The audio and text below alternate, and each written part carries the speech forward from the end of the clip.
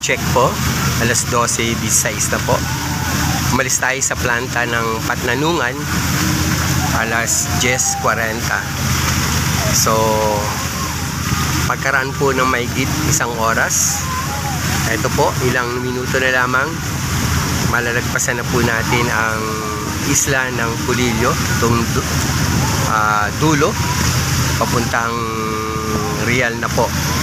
So itong direksyon po natin ay papunta po ng Real Quezon. Doon po tayo dadaong. At mula sa Real Quezon, kami po ay babiyahe na pa Infanta para makasakay naman ng bus papuntang Manila.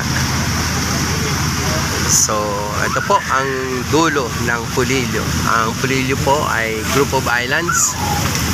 Tatlong magkakadikit na isla ang Bordeos, Pulilio, at meron pa pong isang isla na aking nakalimutan. So yan po, ilang minuto na lamang po ay malalagpasan na po natin itong isla ng Pulilio. Hanggang dulo po yan. So siguro mga ilang minuto pa bago marating yung dulo. 20 minutes. Estimate ko lang po mga 20 minutes bago na magpas tayo dyan sa island ng Pulilio. At papunta na po tayo dun sa pantalan ng Real.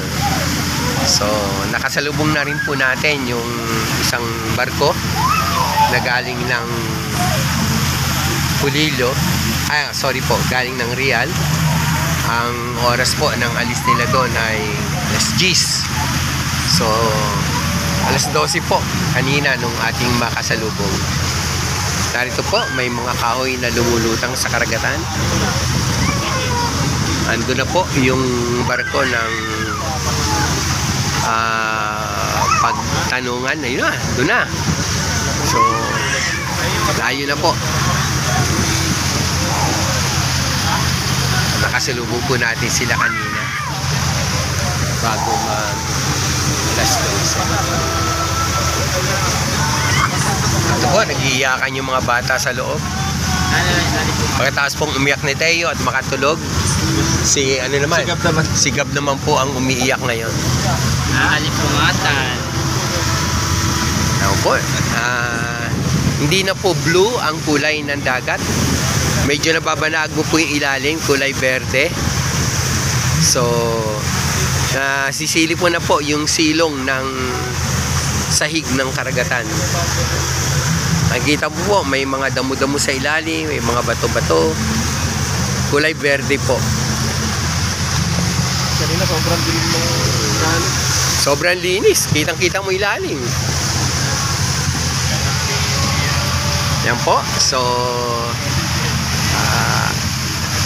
orasan po natin kulang ilang minuto mula po dito sa dulo ng Pulilio Islands. So wala pa po tayo sa dulo.